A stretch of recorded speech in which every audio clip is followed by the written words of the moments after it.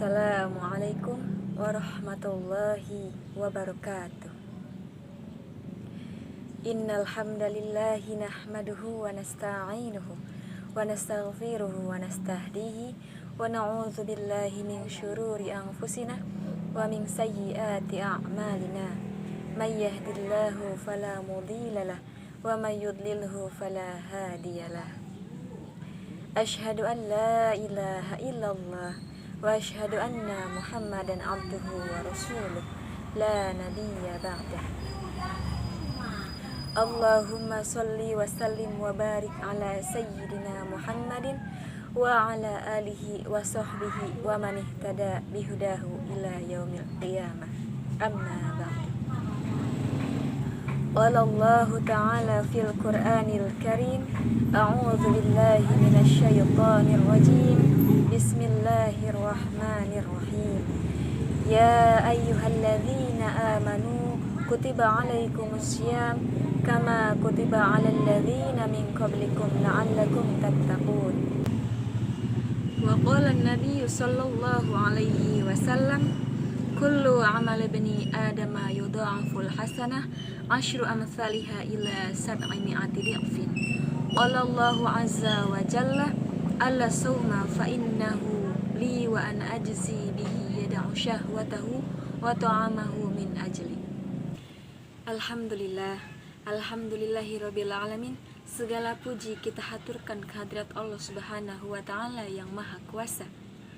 Karena dengan bimbingannya lah kita bisa berkumpul, kita bisa menginjakan kaki, kita bisa dipertemukan pada bulan Ramadan yang penuh barokah ini.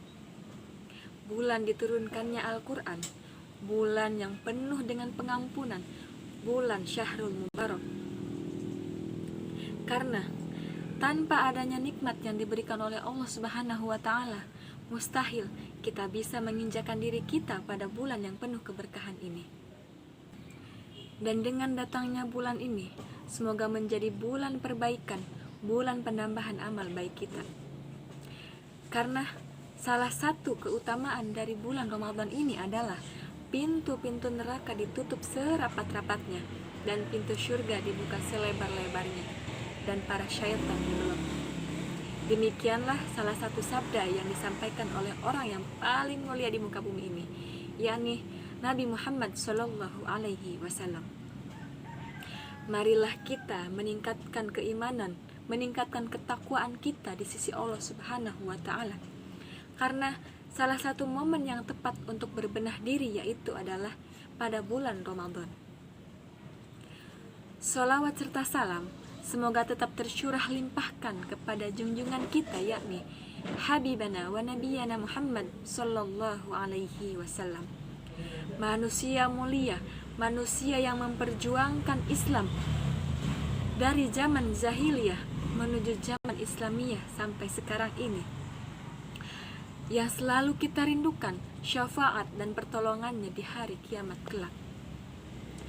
Dan semoga kita selalu berharap semoga beliau Nabi Muhammad SAW mengakui kita sebagai umatnya. Amin, amin, ya robbal alamin. Sahabat yang dirahmati oleh Allah Subhanahu wa ta'ala, tak terasa sudah seminggu lebih kita menjalankan ibadah puasa. Bulan Ramadan merupakan bulan yang kita tunggu-tunggu, bulan yang penuh ampunan, bulan penuh keberkahan, bulan yang salah satu bulan yang diabadikan oleh Allah Subhanahu wa taala dalam Al-Qur'an. Karena di dalamnya terdapat malam yang digambarkan, yaitu malam yang lebih baik dari 1000 bulan, yaitu malam Lailatul Qadar. Syahrul Azim Mubarak, bulan penuh kelimpahan pahala, yaitu bulan Ramadan. Namun sepertinya kebahagiaan tersebut harus dilingkupi dengan kesedihan. Ada tamu tak diundang yang menemani Ramadan kita kali ini. Ya, virus COVID-19. Virus yang berasal dari Wuhan di Provinsi Hubei, Cina ini telah menyebar ke lebih dari 200 negara tak terkecuali Indonesia. Sehingga pemerintah pun mengeluarkan aturan social distancing atau physical distancing.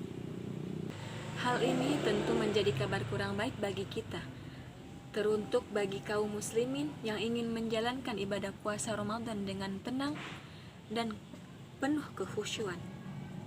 Allah Subhanahu wa taala berfirman, Bismillahirrahmanirrahim. Ya ayyuhalladzina amanu kutiba alaikumussyam kama kutiba 'alal ladzina min qablikum la'allakum tattaqun. Yang artinya, wahai orang-orang yang beriman, diwajibkan atas kamu berpuasa sebagaimana diwajibkan atas orang-orang sebelum kamu agar kamu bertakwa. Quran Surah Al-Baqarah ayat 183. Walau demikian, di tengah situasi sulit seperti ini, kita harus tetap mempersiapkan diri dalam menyambut Ramadan. Menyambut yang dimaksud adalah sebagaimana yang telah dicontohkan oleh Rasulullah SAW dalam hadis yang diriwayatkan oleh Siti Aisyah radhiyallahu anha. Fama ra'aitu Rasulullah sallallahu alaihi wasallam istakmala siyama syahrin illa Ramadana wa ma ra'aituhu aktsara siyaman minhu fi Sya'ban. Aku tidak pernah melihat Rasulullah sallallahu alaihi wasallam berpuasa sebulan penuh selain bulan Ramadan, dan aku juga tidak pernah melihat Rasulullah begitu banyak berpuasa selain pada bulan Sya'ban. Hadis riwayat Bukhari dan Muslim. Dalam menyambut Ramadan, kita dapat melakukan berbagai persiapan, sebab Ramadan adalah momentum olah jiwa tahunan atau riyadhah sanawiyah, di mana ada dua dimensi yang terkandung di dalamnya. Pertama, dimensi ruhaniyah yang mencakup segala hal tentang semangat dan ketaatan dalam beribadah, seperti sholat, zikir, tilawah, dan lain sebagainya. Dan yang kedua, dimensi jasadiyah yang menguji ketahanan fisik dengan adanya larangan makan dan minum dari mulai terbitnya fajar sampai tenggelamnya matahari pada waktu maghrib. Hadirin yang dirahmati Allah Subhanahu wa taala. Karena Ramadan adalah bulan yang di dalamnya banyak keutamaan yang melimpah keberkahan, sayang jika kita lalui begitu saja tanpa produktivitas kita. Kita bisa melakukan hal apa saja yang bisa bermanfaat dan bisa memanfaatkan bulan Ramadan ini, seperti membaca buku, mendengar tausiah, mengikuti kajian daring, dan lain sebagainya. Itu bisa menjadi salah satu alternatif untuk mengisi waktu selama Ramadan di rumah saja. Tentu yang paling utama adalah memperbanyak amal ibadah kepada Allah Subhanahu wa taala. Dengan ruang terbatas di tengah pandemi COVID-19 ini bukan menjadi alasan kita untuk melakukan banyak kemalasan dan kemubaziran. Apalagi jika kita berkaca kepada sejarah peradaban umat Islam yang terjadi pada bulan Ramadan. Di antaranya terjadinya Perang Badar pada tanggal 17 Ramadan 2 Hijriah. Lalu ada lagi pertempuran kaum muslimin dengan kaum kafir Quraisy dengan rasio